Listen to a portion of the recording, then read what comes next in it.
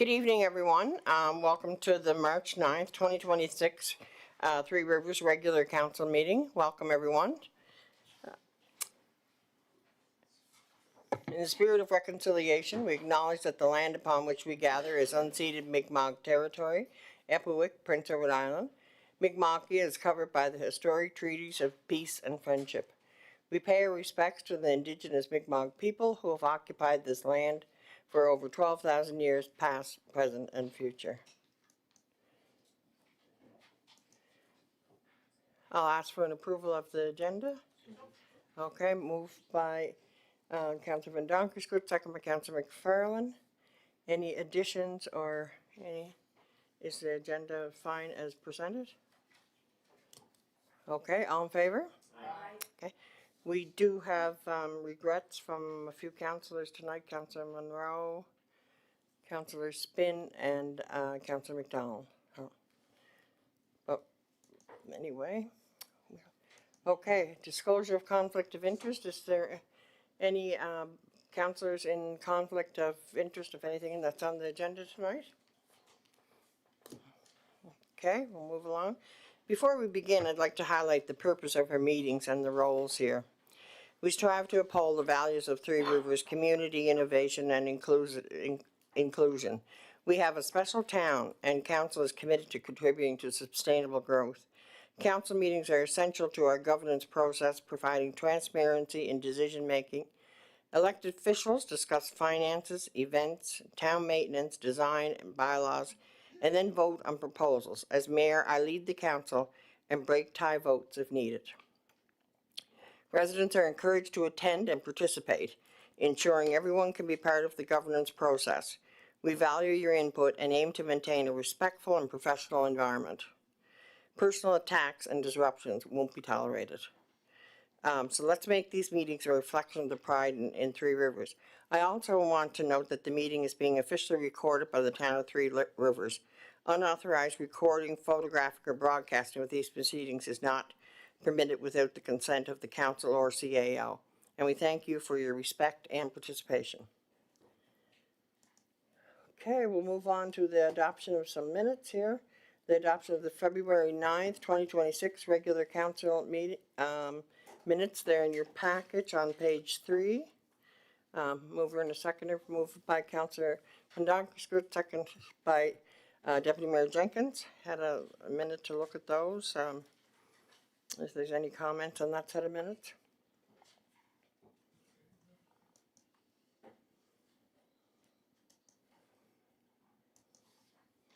Okay, so all in favor of those minutes being adopted, the minutes of the February 25th special council meeting minutes? Aye. I'm sorry, those are the regular ones. Regular, okay, the regular, sorry about that. We'll make that motion again. February 5th, 2026 special council meeting. I'm sorry, I got the wrong thing up here. Sorry. I had the right motion, yeah. Okay, it's the regular council minutes that we're approving. Okay, all in favor? Okay. Now we'll move on to the special council meeting. Sorry about that. So the special council meetings of February 25th, 2026, so the special council meetings, I need a mover and a seconder. So moved by Councillor McLean, second by Councillor McFarlane. Okay, any comments on those? Okay, seeing none, all in favor of those minutes? Aye. Okay, both of those minutes are carried and approved. Page 13, item number 5 is the RCMP report. And tonight we have Corporal Alex Key. So I'd asked Corporal to come forward. And you can just hit the microphone button there, Corporal. Yeah. How's that? Yep, that's great. Perfect. Sorry for everybody who's right behind me.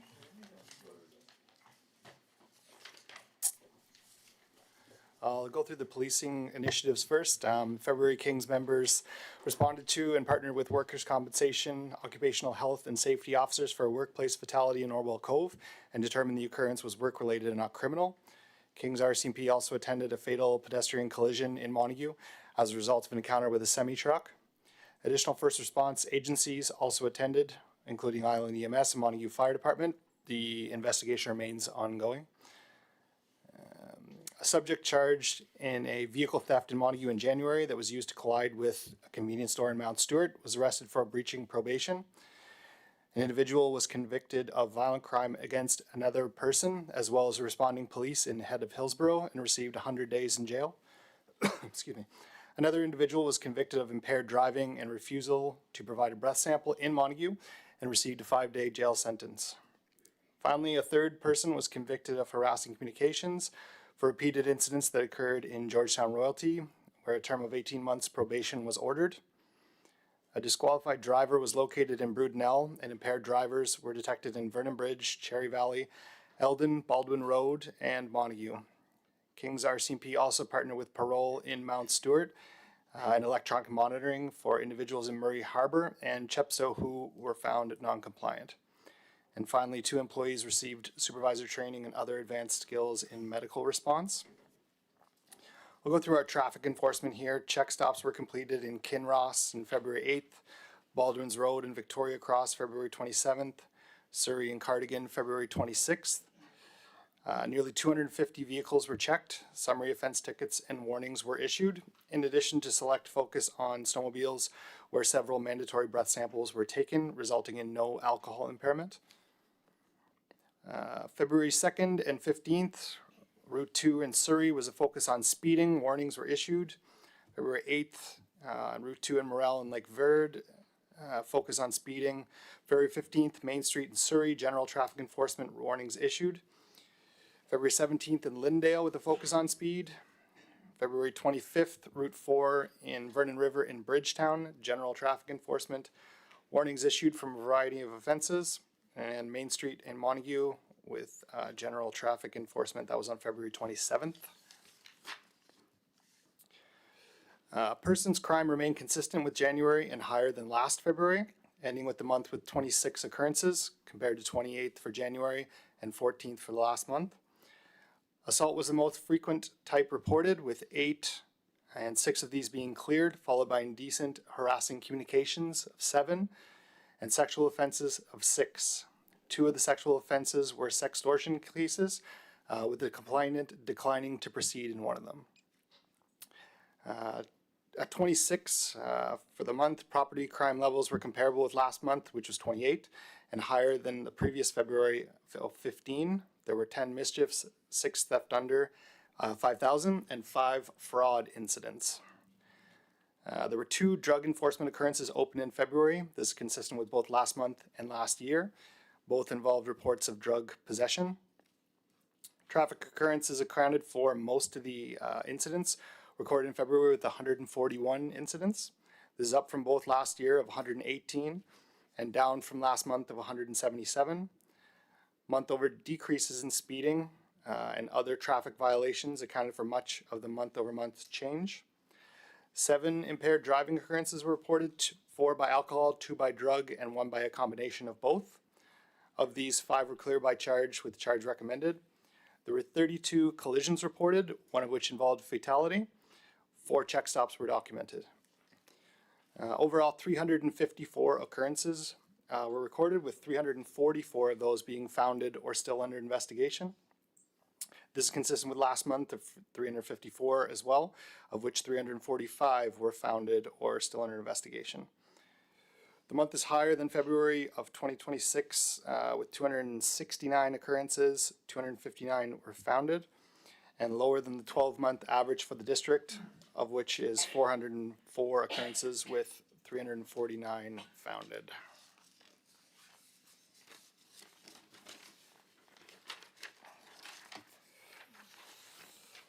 And just going through the occurrence types, you can see they're pretty consistent with the last ones. Mental Health Act, we were actually up typically, or previous month was 8 and this month was 15. All this is in the graphs at the back of the printout here that are broken down in categories. And as far as summary offense ticket goes, primarily it's speeding. However, operating vehicle with an invalid inspection sticker is a bit high, and failing to carry and produce a valid insurance card. There were 6 of those from the past month, and 4 warnings were given for that, as well as on top of the 6 actual tickets issued. I guess nobody can say you're never busy. Never not busy, I should There say. you go. No, thank you very much for the detailed report. Councillors, would anybody have any questions for the corporal? Yep. Yep. Thank you. Yeah. No, thank you very much. Thank you. Can I turn this off for you? Oh, sure, yep. Okay. Thank you. Okay, now we're down to the part of our meeting which is presentations and delegations. We have allowed 5 minutes for the presentations, and we just have one speaker tonight, Charlie Hicken, if he'd like to come to the podium.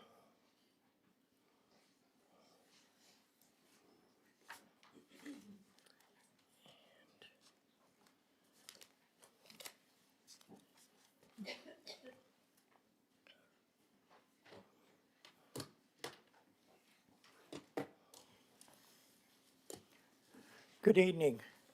My name is Charlie Hicken, and I'm from Albion. I wish to address the development permit application for the Buddhist monastery in Heatherdale. I am suggesting that council should postpone making a decision on this permit until they have had time to digest this new material. I also suggest each councillor read the master plan from cover to cover before making a decision. There are many deficiencies in this application, so I am hoping you will give me time to address some of them tonight. I do not have the time or the expertise to address them all, such as input from the local fire department or groundwater capacity, which I feel are equally important. I will include an initial review of the development master plan by the provincial government. I have documents to verify all of my statements tonight, and will give a copy to the CAO of the saved documents so they may be distributed to all council members. Number 1, consolidation of these 4 properties should never have happened at desk level, as there are 2 federal inquiries and 1 provincial inquiry into the legality of land ownership of the said properties, and I was just informed this very afternoon that the federal division of the RCMP are in the province doing interviews as I speak.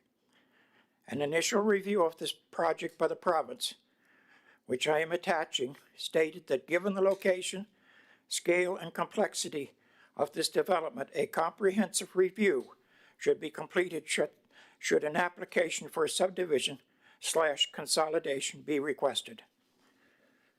Number 2, these properties are under an order of identification for non-development use by IRAC order number EC 606/95, dated November the 15th, 2016. And this order does not expire until November the 15th, 2026. Under IRAC definition of non-development use, commercial or industrial use or subdivision is prohibited. Under the taxation department, this property is listed as a non-commercial property, yet there are 6 buildings described as commercial on this property. The property is assessed at $17,760,000 non-commercial and $419,600 residential. Number 3, the application is for institutional use, but has been assessed as an accessory building by the planning department. One planning board member raised the issue of accessory buildings not allowed in the front yard as per our bylaws, but was dismissed by the planning officer because he didn't know which was the main building. An unacceptable response, in my opinion. The deputy mayor stated that the building drawings represented a building similar to a single-family dwelling. This was also dismissed by the planning officer. If this plan is approved, any residents can apply next month to build a similar building and could not be denied, although the bylaws state only one main building per lot, and this does not fit the definition of accessory building or zoning regulations. The whole master plan does not meet the requirements of many of our bylaws or the official plan. Number 4, this western entrance/exit to Heatherdale Road is on property PID number 253765, not owned by Jeebus. This was identified by the province as an issue 8 years ago, but has not been addressed. It was also raised in the master plan as a safety issue and should only be used as access for service vehicles and buses. This entrance was never approved by the Highways Department as stated in the master plan. Number 5, as far as I'm aware, the development has never been registered for an environmental impact assessment, EIA. And if it was, that report should have been submitted as part of this application. Number 6, before any further development on this property, there should be a full and comprehensive environmental impact assessment, EIA, completed. For example, a stormwater retention pond was identified as a requirement in the master plan on the property to the east of this development, but to my knowledge, this property has not been acquired or this pond has not been constructed. Your time is up. Did you want to ask council for more time? I've only got a couple more sentences. If Council, is that agreeable or? Just a couple of sentences. Okay, go ahead.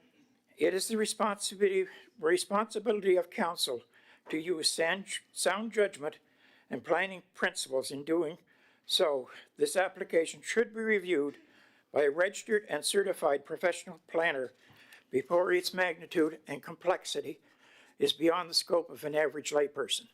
Thank you. Are there any questions? Anybody have any questions for Mr. Hickman? Did you want to say anything? No. Just leave? Discussion. Yep, okay. Okay, we will have a discussion, later on in the meeting when, that, comes up for a vote. Okay. Next, we have some, reports, which is the mayor's report. First, and the CAO report. I'll just go over mine briefly. Even though it's February, it's, it seems to be always busy in our office, no matter what month it is, and this month has been particularly busy with budget. There's been a lot of work gone into the budget by staff, and I want to extend my appreciation for their continued dedication during this important annual process, and our budget will be presented next week. We've also been working on the Three Rivers mascot submissions and reviewing all the entries that we have. We were pleasantly surprised at how much interest there was in that. Throughout February, I did have the opportunity to attend several engagements and events. On February 10th, I went to the monthly economic development meeting. That's always a very informative meeting, and it's in conjunction with CBDC, and we always have a number of things going on there. I believe they gave a report at one of the meetings here not very long ago, a detailed report. I attended the opening ceremonies of the Atlantic Ringette Tournament over at Cavendish Farms Wellness Center. We had 28 teams here from 3 provinces, and these teams always bring meaningful economic and social benefits to our community, so we're always happy to have such tournaments in our facilities. Family Week, Family Day, we had fireworks on February 16th at the Montague Waterfront, and they were especially meaningful as we honor Chief Tony Brandenbrook. My thanks goes to our events liaison, Jonathan, for organizing the event, and to Councilor McDonald for her thoughtful remarks. That event was amazingly well attended. On February 20th, I attended the Meals and Memories event at the Monica Regional High School. This was a great event that was hosted by Resource Abilities. There were 6 seniors from one of the seniors' residents in the area, and they all made a cherished family recipe. It was great to meet with the students over there, and of course the teachers, all the EAs, everybody that worked at the school, and with these 6 seniors. So it was a very enjoyable afternoon. Jonathan attended the Heritage Fair at Montague Consolidated Schools since I wasn't able to attend. I do that almost every year to attend one of those events at some of the schools. In addition, there's lots of in-house meetings with government and individuals, and there's always, like I say, a lot's going on in Town Hall. So that's my report, and I'll turn it over to the CAO for his report. Thanks, Your Worship. Again, my report is included in the meeting package and is available for council and the public to review. I will touch on a few things on the financial update. As you mentioned, the work on the operating and capital budgets is pretty much complete. We have a special meeting scheduled for next Monday night, the 16th, where we hope to present the final package.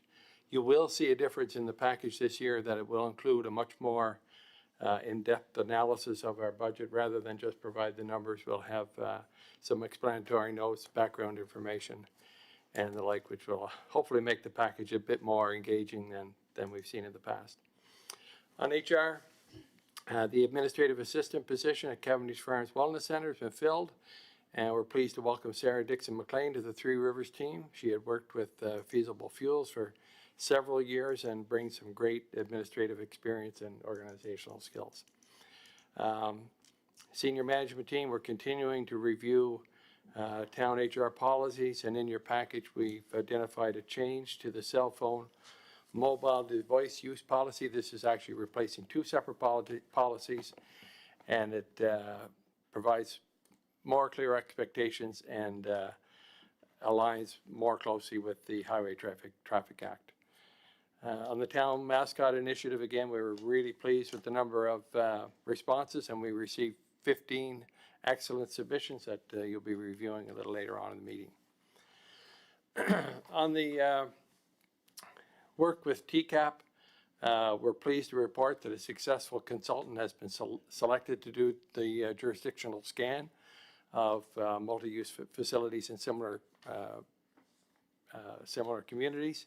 The project is being led by the TCAP board, which is why we didn't bring it to council for approval on the successful consultant. They are the applicant to rural development for funding, and the town staff for supporting this review. We did settle on a contract to Sierra Planning and Management, SPM, and they brought together 2 other consultants, and they have a significant experience in aquatic and recreational facilities. We should have a report back to them in mid-May that will be shared both with council and the TCAP board.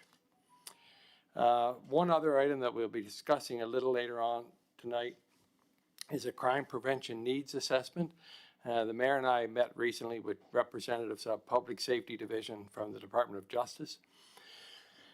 They provided us with an update on a project that was completed by the city of Summerside with provincial support. And the project involved retaining a criminologist from Dalhousie University to conduct a crime prevention needs assessment for the city. And in the short order, crime prevention needs assessment is a review of local crime trends, risk factors, and community safety concerns. It involves reaching out to the community, reaching out to the RCMP, other partners, and coming up with some recommendations for going forward. The province has advised us that they can provide 100% funding for this project, and we've had a meeting with the local RCMP, and they've indicated a strong willingness to participate, and we've engaged or haven't engaged yet, possibly tonight, Dr. Chris Giacomantonio of Dalhousie University and he's available to lead the assessment. So it would happen over the next year if approved by a council, again with 100% funding from the province. That's a brief update of some of the activities I've been involved in and staff over the last month. Any questions? Anybody have any questions for John? Okay, thank you, John. We'll move on to the development, 7.3 development permit report for February 2026, and it's in your package as written. We're still, it's still been relatively busy at planning, so there are a number of approvals there that are included in your package.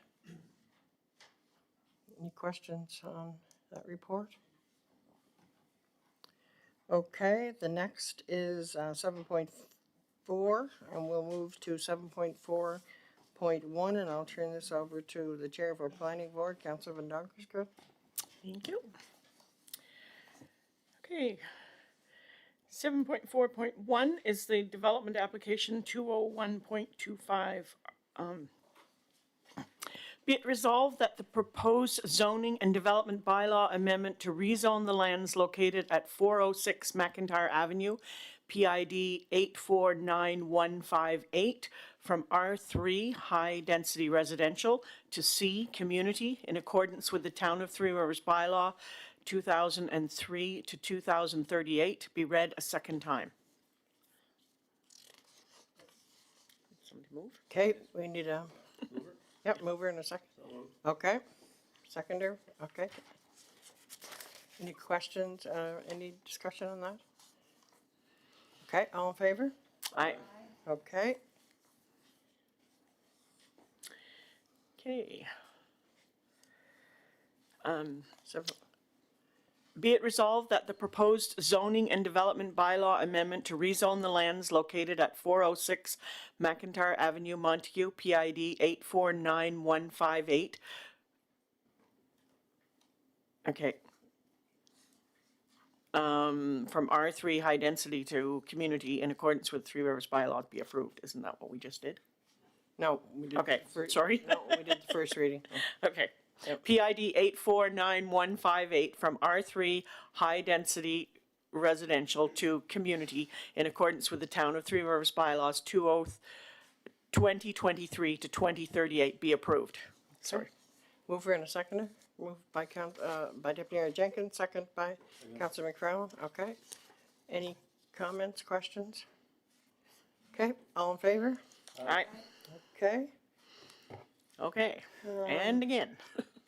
okay, Be it resolved that the proposed zoning and development bylaw amendment to rezone the lands located at 406 McIntyre Avenue, Montague, PID 849158 from R3 High Density Residential to C Community in accordance with the Town of Three Rivers Development Bylaws 2023 to 2038 be adopted. moved by Deputy Mayor Jenkins, second by Councillor McLean. Any comments, questions? Okay, all in favor? Aye. Okay, motion's carried. Okay, Okay. 7.4.2, reading the amendment for this second reading. Be it resolved that the proposed zoning and development bylaw amendment to rezone the lands located on lands east of AA McDonald Highway, Route 4, PIDs 1186501 and 165605 from agriculture to community in accordance with the Town of Three Rivers Development Bylaw 2023 to 2038 be read a second time. moved by Councillor McFarland, second by Councillor McLean. Any comments on that? Okay, all in favor? Okay, Okay.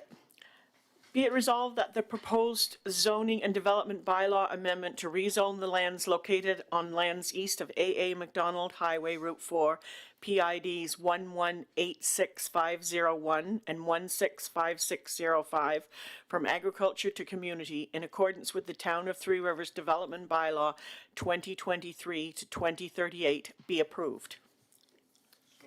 Moved by Deputy Mayor Jenkins, second by Councilor McLean. All in favor? Aye. Okay, motion carried. Okay. Be it resolved that the proposed zoning and development bylaw amendment to rezone the lands located on land east of AA McDonald Highway Route 4, PIDs 1186501 and 165605 from agriculture to community in accordance with the Town of Three Rivers Development Bylaw 2023 to 2038 be adopted. Okay, so moved by Councilor McFarland, second by Councilor McLean. All in favor? Aye. Okay, motion's carried. Okay, that brings us to 7.4.3.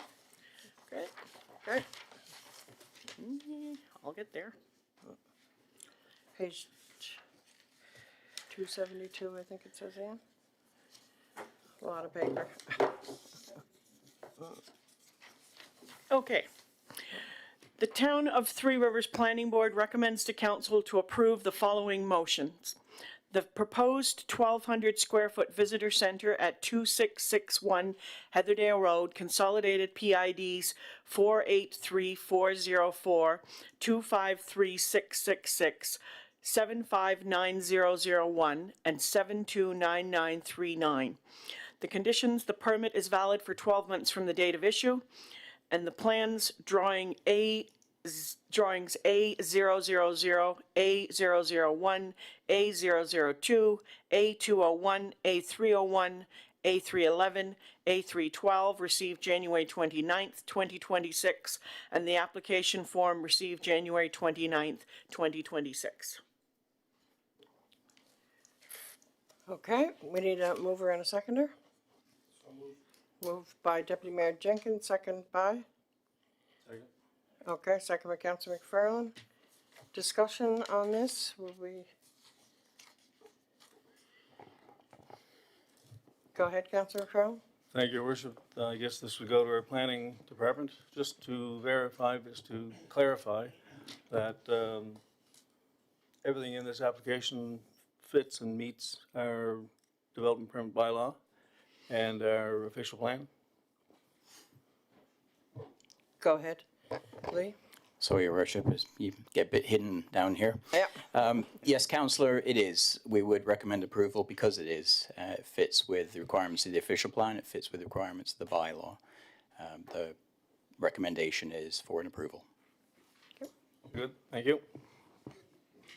Any further discussions? Are we ready to vote? Okay, all in favor? Aye. Okay, motion's carried.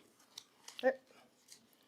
We will move on to 7.4.4, I think it is, Ann, Station Okay. Road. Yep. Yep.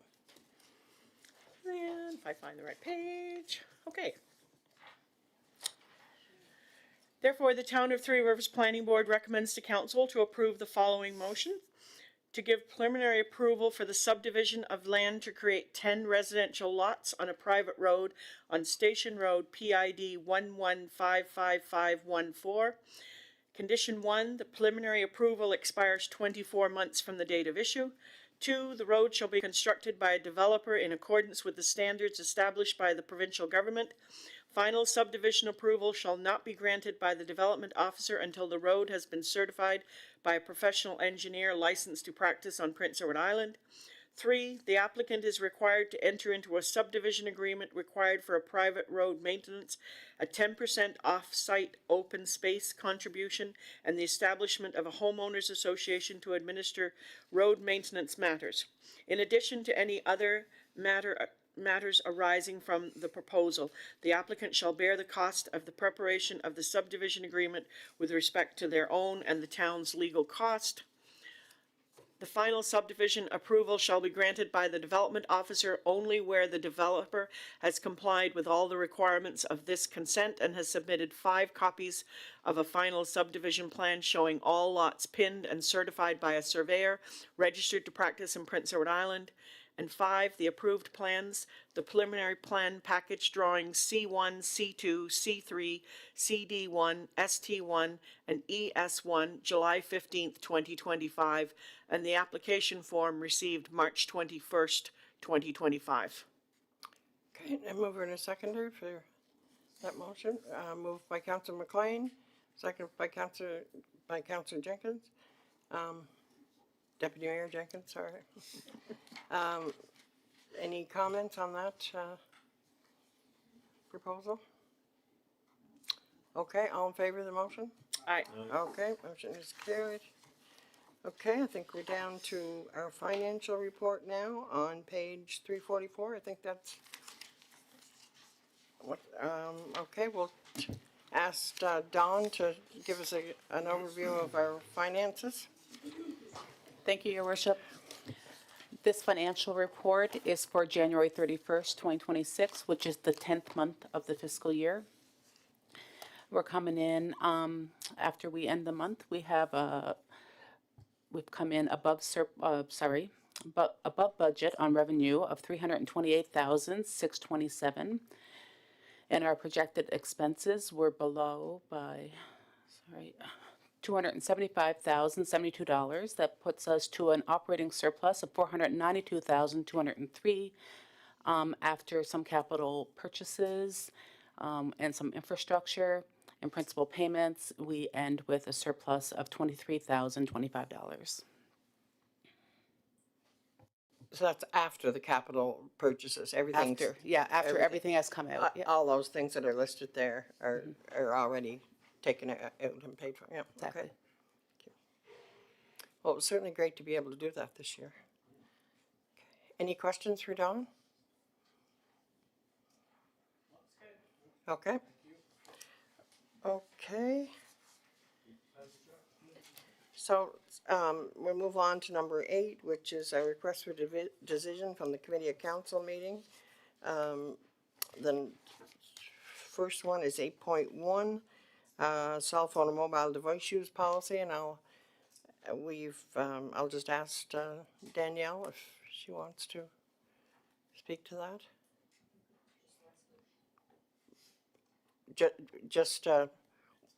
We've already, I guess we've already discussed it, okay. So, I'm sorry, I'll get the motion here.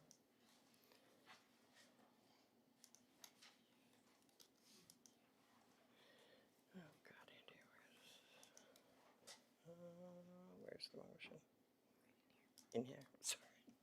So the motion is, be it resolved, the council hereby approves policy TRHR-27, Town of Three Rivers cell phone and mobile use policy as presented. And be it further resolved that upon adoption, this policy will replace and supersede policy number TRHR-07 and policy TRHR-19. Mover and a seconder for that, okay? Moved by Councilor Van Donkert, second by Deputy Mayor Jenkins. Any discussion? Okay, all in favor? Okay, motion is carried. Okay, the next is 8.2, 26-07. And it's public mascot submissions. Now, I'm not. Thank you. And the motion is, be it resolved, the council select a mascot option on the submissions received and the results of the council survey.